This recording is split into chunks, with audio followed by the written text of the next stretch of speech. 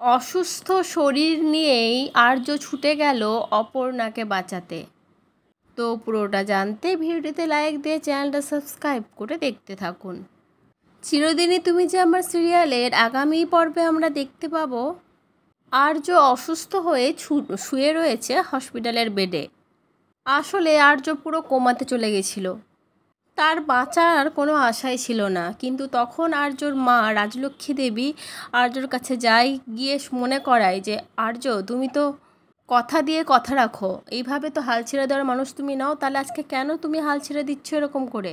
তারপরে ঠাকুরের ফুল আর্যর মাথায় ছোঁয়াই, তারপরে আস্তে আস্তে আর্যর জ্ঞান ফিরে আসে। ডক্টররা তো পুরো আশ্চর্য হয়ে যায়, বলে এ তো মিরাক্কেল।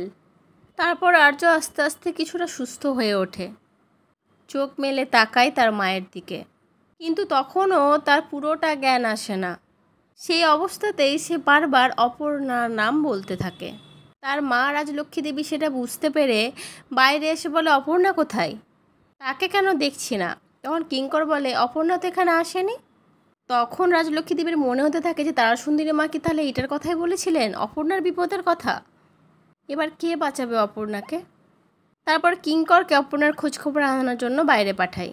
আর আর্য শুয়ে শুয়ে অজ্ঞান অবস্থাতেও অপর্ণার কথাই ভাবতে থাকে। তার মনে হতে থাকে অপর্ণা হয়তো কোনো বড় বিপদে পড়েছে। সঙ্গে সঙ্গে আর্য লাফ দিয়ে সেই কেবিন থেকে উঠে পড়ে। তার হাতে লাগানো সমস্ত তারগুলো সে ছিঁড়ে ফেলে। তারপরে হন্তদন্ত হয়ে বেরিয়ে পড়ে অপর্ণাকে বাঁচানোর উদ্দেশ্যে। তারপরে আমরা দেখতে পাই সে ফোনে একটা খবর পায় যে মেঘরাজ অপর্ণাকে ধরে নিয়ে গেছে। আর সেই খবর পেয়ে তো আর্য পড়িমড়ি করে দৌড় লাগায় যে না, অপর্ণাকে আমাকে বাঁচাতেই হবে। আর অন্যদিকে দেখা যায় অপর্ণাকে মেঘরাজ হাত পা বেঁধে পুরো শুয়ে রেখেছে। আর তার সমস্ত সেক্রেটারদেরকে জিজ্ঞেস করছে, তোরা কি একদম মেরে ফেললি মেয়েটাকে, তোদেরকে আমি মারতে বলেছি, তোদেরকে তো বাঁচিয়ে আনতে বলেছি।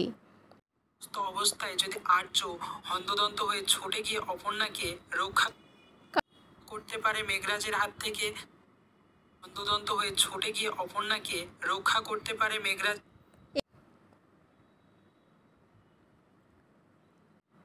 হাত থেকে, তো অবশ্যই কমেন্টসে জানিয়ে এখনই সাবস্ক্রাইব কর।